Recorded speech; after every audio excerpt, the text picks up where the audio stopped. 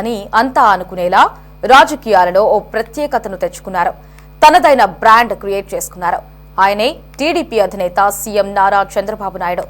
దేశంలో ప్రస్తుతం active politics లో ఉన్న సీనియర్ మోస్ట్ పొలిటీషియన్ అనే చంద్రబాబు ఇవాళ 76వ ఏట అడుగుపెట్టారు. ఈ వయసులోనూ యువ ప్రత్యర్థితో ఢీ అంటే ఢీ అనేలా పోరాడి సీఎంగా మాత్రమే అసెంబ్లీలో అడుగు పెడతానని శపథం చేసి చెప్పినట్లుగానే ముఖ్యమంత్రిగానే శాసనసభలో అడుగుపెట్టిన ధీరోదత్తుడు సిబిఎన్. నేను ఒక సైనికుణ్ణి, మీ హక్కుల కోసం పోరాడుతా, న్యాయం చేపిస్తా, మీ ఆత్మగౌరవాన్ని నిలబెడతా.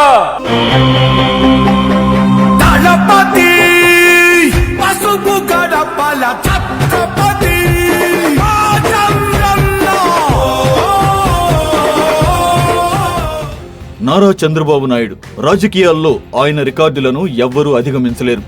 ఇక భవిష్యత్తులోనూ కష్టమే.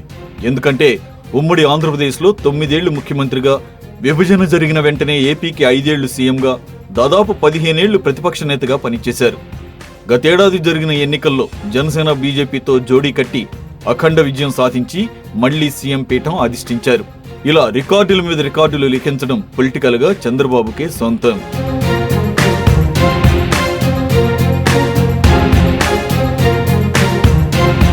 నలభై ఏళ్లకు పైబడి రాజకీయాల్లో ఉన్న, ఎన్నో ఎత్తుపల్లాలు చూసినా, ఎన్నో ఆటుపోట్లకు గురైన, చివరికి 53 రోజులు జైల్లో ఉండాల్సి వచ్చినా అదర్లేదు, బెదర్లేదు. అకుంఠిత దీక్షతో ముందుకే సాగారు. ఎన్నో కష్టాలు, ఎన్నో ప్రయాసలు ఎదుర్కొన్నారు. సొంతం అనుకున్న వారే పార్టీని విడిచి వెళ్లిపోయినా ఆయన చెలించలేదు. లోలోపల బాధపడినా అది కేడర్కు కనిపించకుండా దిగమింగుకొని రాజకీయం చేసిన నేత. 2009లో ప్రజారాజ్యం పెట్టినప్పుడు ఎందరో ముఖ్యులు పార్టీని వీడి వెళ్లిపోయారు. 2009లో వైఎస్ రెండోసారి సీఎం అయ్యాక పార్టీ ఆటుపోట్లకు గురయ్యింది. 2019లో జగన్ సీఎం అయ్యాక కీలక నేతలు వైసీపీలోకి క్యూ కట్టడంతో ఇక టీడీపీ పని అయిపోయినట్లేనని అంతా అనుకున్నారు. కానీ మక్కువోని ధైర్యంతో పార్టీని నిలబెట్టి తిరిగి అధికారంలోకి తెచ్చిన రియల్ లీడర్ చంద్రబాబు.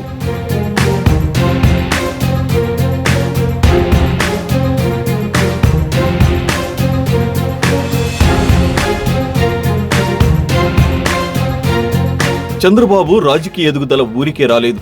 ఆయన ఎప్పుడూ చెప్పినట్లుగానే సంక్షోభం నుంచే సక్సెస్ వెతుక్కుంటారు.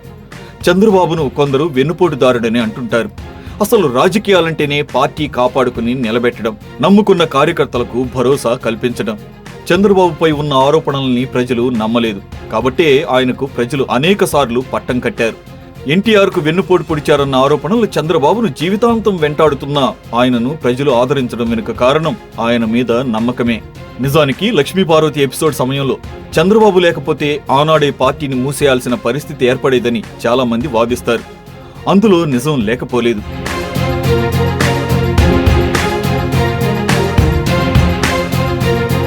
వైసీపీ హయాంలో కేసుల భయంతో చాలా మంది నేతలు బయటకు రాలేదు, నోరు మెదపలేదు. అయినా ఆయన ఒక్కడే 7-10 వయసులో రాష్ట్రం అంతటా తిరిగారు. కేడర్లో ధైర్యాన్ని నింపారు. నేతలను రోడ్ల మీదకు తిరిగి తేగలిగారు. మహానాడు సక్సెస్ చేసి మళ్లీ పార్టీకి పునరుజ్జీవం పోశారు. అదే ఇంకొకరైతే ఇన్ని కష్టాల మధ్య రాజకీయాలే వదిలేసేవారు. కానీ చంద్రబాబు వ్యవహారం అలా కాదు. ఓపిక ఉన్నంత వరకు తేల్చుకునే రకం. ఎందుకు సాధ్యం కాదనే ప్రశ్న, నమ్మకమే బాబును ముందుకు నడిపించింది, మళ్లీ సీఎంని చేసింది.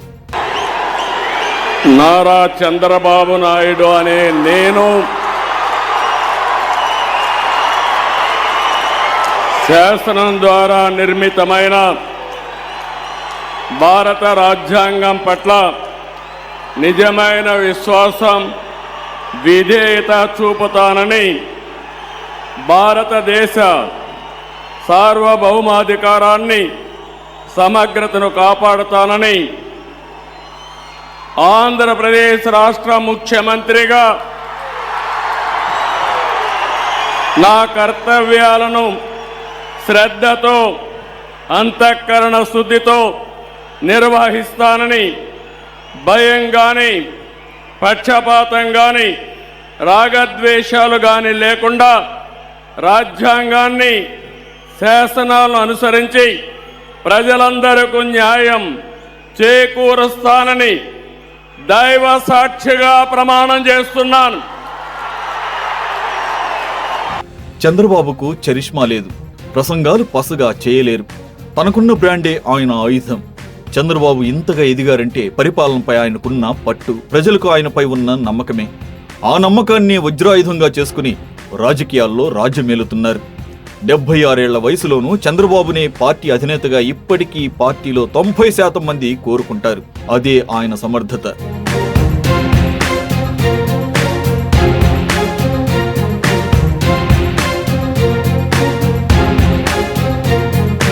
పొత్తులు కుదుర్చుకుని అధికారంలోకి వస్తారన్న అపప్రదను చంద్రబాబు ఎదుర్కొనవచ్చు. ఎవరికైనా పొత్తులు సహజమే. జాతీయ పార్టీలైన బీజేపీ, కాంగ్రెస్ లాంటివి కూడా కొన్ని రాష్ట్రాల్లో అవసరమైన సందర్భాల్లో పొత్తులు పెట్టుకుంటాయి. అలాంటి విమర్శలను చంద్రబాబు అప్పుడు ఇప్పుడు ఎప్పుడూ పట్టించుకోరు. 7 పదుల వయసులో నేటికి ఆయన తిరిగినట్లు మరో రాజకీయ నేత తిరగలేరంటే, ఆయన మాట్లాడినంతసేపు మాట్లాడలేరంటే అతిశయోక్తి కాదు. దీనిని బట్టే పాలిటిక్స్ పట్ల ఆయనకున్న చిత్తశుద్ధి ఏంటో అర్థమవుతోంది. జగన్ సీఎంగా ఉండగా టీడీపీ ఖేల్ ఖతం అన్న స్థాయి నుంచి పార్టీని నిలబెట్టి అధికారంలోకి తెచ్చి జగన్ ఖేల్ ఖతం అనే స్థాయికి తీసుకొచ్చారంటే అది ఖచ్చితంగా చంద్రబాబు ఘనతే.